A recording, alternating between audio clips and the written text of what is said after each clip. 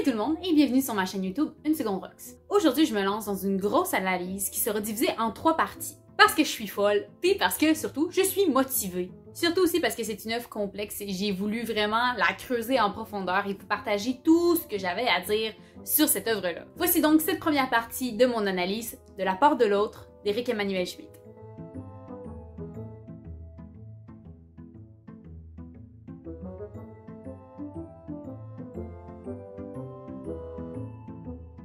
On peut facilement déduire qu'il n'y a pas grand-chose qui a changé depuis ma dernière analyse d'un des romans d'Éric Emmanuel Schmitt que j'ai fait sur Oscar et la Dame Rose. C'est encore un des auteurs francophones les plus lus et joués dans le monde, et ses écrits sont encore du putain de génie. Alors je vais quand même vous laisser les liens de références biographiques dans la description de la vidéo. Mais si vous cherchez quelque chose de plus poussé par rapport à la vie d'Éric Emmanuel Schmitt, j'en ai fait une brève partie dans Oscar et la Dame Rose, je vous invite donc à aller voir les premières minutes de cette vidéo. Pour ce qui est de La part de l'autre, le roman a été publié pour la première fois en 2001 chez les éditions Albin Michel. Le tout dernier roman d'Éric Emmanuel Schmitt a été publié en 2021 et sans grande surprise a été un grand succès. La traversée des temps perdus, tome 1, Paradis perdu.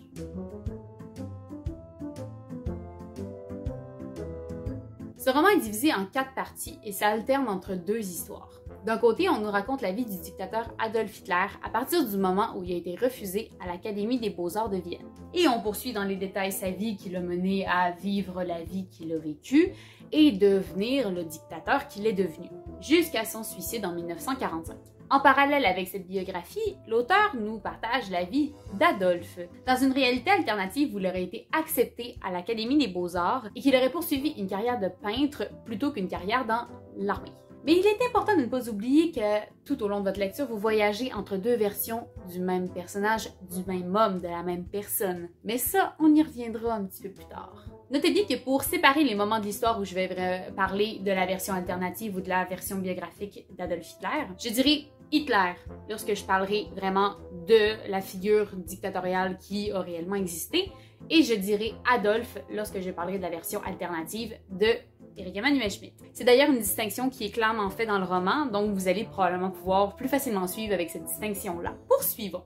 La première partie commence avec les résultats d'examen d'entrée à l'Académie des Beaux-Arts et se termine avec le déclenchement de la Première Guerre mondiale. Pendant cette période, on va voir l'errance d'Hitler à travers la ville et sa vie de vagabond sans emploi, avec sa perception d'être un génie incompris. Et du côté d'Adolphe, il va découvrir le vrai art de peindre, la psychanalyse, le corps des femmes et ce que c'est l'amitié. Dans la seconde partie, les 2 personnages se retrouvent au front pendant la Première Guerre mondiale. Adolphe a compris que sa carrière de peintre a dû être mise sur pause, il n'a pas eu le choix, et il termine la guerre en 1918 avec la conviction certaine qu'il ne veut jamais y retourner, alors qu'Hitler y découvre sa passion, se récolte la croix de fer et refuse d'admettre la défaite de l'Allemagne. Il cherche et trouve un coupable à blâmer.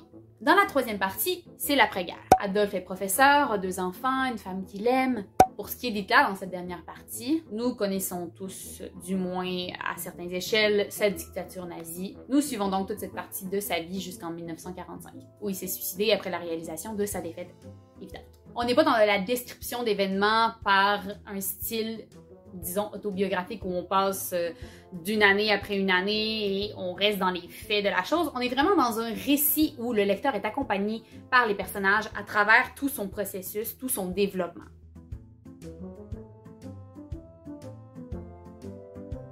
Biographiquement parlant, tout ce qu'écrit Éric Emmanuel Schmitt à l'intérieur du roman sur la biographie d'Adolf Hitler est vrai. Le roman avait été envoyé à des historiens qui avaient confirmé que rien n'était faux. L'auteur a lu maintes et maintes biographies sur la vie du dictateur. Il a même lu son autobiographie Mein Kampf, Mon combat, en français. Et il a consulté plusieurs documents officiels sur la Seconde Guerre mondiale. Mettons qu'il nous dit pas des bobards. C'est important de préciser quand même que tout ce qui est dans ce roman-là a été romancé, dans le sens d'écrire pour en faire un roman. Et que ce n'est pas réaliste à la seconde et à la pensée près. Mais les faits historiques sont tous véridiques. C'est principalement pour cette raison que j'ai pas besoin de vous faire un contexte historique sur la partie de l'histoire humaine où est située la part de l'autre parce que tout est bien décrit et expliqué à l'intérieur du roman. Ça n'empêche pas pour autant qu'il y a plusieurs références à l'intérieur du roman qui sont pris pour acquis d'être connus par le lecteur. Je développerai sur ces sujets dans la seconde partie, donc la semaine prochaine. Mais si jamais vous envoyez à l'intérieur de votre lecture que je n'aborderai pas pendant cette série de 3 capsules, n'hésitez pas à les écrire en commentaire. Et qui sait, peut-être que ça donne recours à une 4e partie, peut-être qu'on créera une table de discussion podcast sur le sujet. N'hésitez jamais à commenter mes vidéos. Et bref, tout ce que vous avez lu ou ce que vous allez lire sur les conditions de vie dans les tranchées, sur la vision des autres face à Hitler et sur les différentes étapes de sa vie, comme sa vie de vagabond, l'obtention de sa croix de fer, etc. Tout ça est historiquement vrai. Si vous avez un exposé oral à faire sur la vie d'Adolf Hitler, vous pourriez techniquement prendre la part de l'autre, utiliser la partie biographique, puis ce serait legit comme source d'information. Validez avec votre prof, par exemple. Je veux pas mettre personne dans le trouble, je fais juste vous dire les faits. Et bref. Pour ce qui est de la vie d'Adolf, par exemple, tout ça est fictif. J'espère que vous avez compris. L'auteur a imaginé ce qu'aurait pu être la vie d'Hitler si les choses s'étaient passées autrement. Mais même si la partie de la vie d'Hitler est parfaitement biographique, ça ne fait pas du roman La part de l'autre une biographie. On se l'est déjà dit, je ne suis personne pour étiqueter un livre sur son genre. Alors, vous prenez ce que vous voulez. Mais techniquement, le roman La part de l'autre, c'est pas une biographie parce que le roman n'a pas été créé dans cette optique-là. Le livre n'a pas été créé pour nous raconter la vie d'Adolf Hitler. Les livres vont nous montrer ce qu'Adolf Hitler est devenu versus ce qu'il aurait pu être, ce qu'il aurait pu devenir. Les deux versions de l'homme, même si elles sont divisées dans la structure du roman, qui sont séparées, donc jamais associées l'une et l'autre dans un même paragraphe, disons, elles sont indissociables dans l'œuvre entière. L'un ne vient pas sans l'autre. La biographie d'Hitler dans le roman sert absolument à rien dans le livre si on n'a pas la vision d'Adolf, l'autre version du personnage à l'intérieur. Et c'est vice-versa. La vision d'Adolf sert à rien si on n'a pas...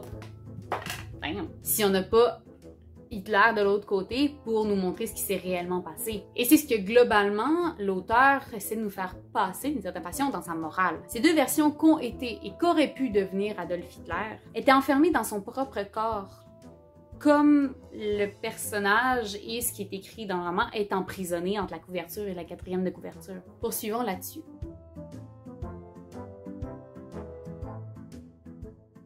Éric Emmanuel Schmitt affirme dans son livre que n'importe qui pourrait être capable d'une immense violence. C'est essentiellement la morale de son roman. Lorsqu'Éric Emmanuel Schmitt a eu l'âge de comprendre les événements de la Seconde Guerre mondiale et que ses parents lui ont dit qu'Hitler était un homme comme les autres, il a compris que les monstres qu'on créait partaient essentiellement de nous. Comme l'explique si bien Sœur Lucie à Adolphe dans une lettre dans la dernière partie, ceux qui font le mal ne le font jamais en pleine conscience. Ils le font parce qu'ils ont l'impression de faire un plus grand bien. C'est le reste du monde qui est, à leurs yeux, tout simplement ignorant pour ne pas voir à quel point ce qu'ils font, au final, c'est la meilleure chose à faire. Mais selon la vision de l'auteur et ce qu'il nous partage à l'intérieur de son livre, il nous défend que personne n'est né pour devenir le plus grand dictateur du 20e siècle. Une des personnes à l'origine d'un des plus gros génocides qui a été vu à l'ère moderne. Et comme le dit Schmitt dans son journal, qui est à la fin de mon édition ici que j'ai chez les livres de poche, dans son journal, il nous dit que si les gens veulent voir du déterminisme, qu'ils aillent lire Émile Zola.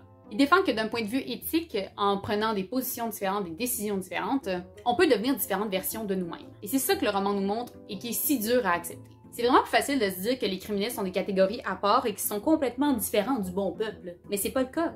Et l'auteur nous confronte avec ça. Parce qu'on peut pas se cacher en dessous d'une roche et il faut admettre que la seule chose qui nous sépare d'un destin de l'un ou d'un destin de l'autre, c'est les décisions qu'on va avoir prises au cours de la route.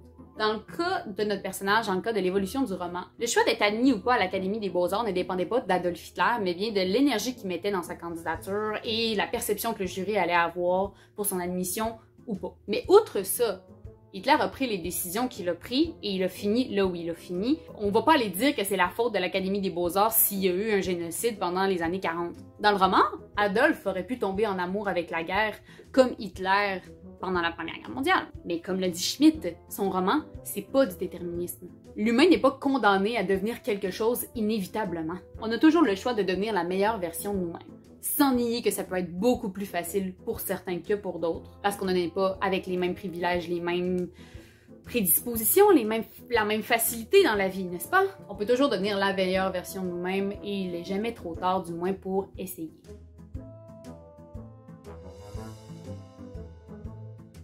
Personnellement, j'aurais tellement aimé ça, avoir à lire ce roman-là au secondaire. ou même au cégep, je m'en fous. J'aurais tellement aimé ça. Déjà que d'analyser des romans dans la vie, je trippe. J'aurais tellement aimé ça, genre faire une dissertation ou genre écrire ma passion et mon amour pour ces textes que j'ai tellement aimés. Mais au final, cette vidéo-là, c'est un peu ça que je fais. Mais bref. Ce roman nous force inévitablement à nous poser des questions éthiquement complexes. Et c'est ce qui me donne l'impression que vos questions d'examen, si c'est dans l'optique d'un texte d'opinion ou d'argumentation, whatever, autre chose qui n'est pas de la compréhension de texte, disons, vont être probablement les questions les plus intéressantes que vous allez avoir dans votre parcours scolaire.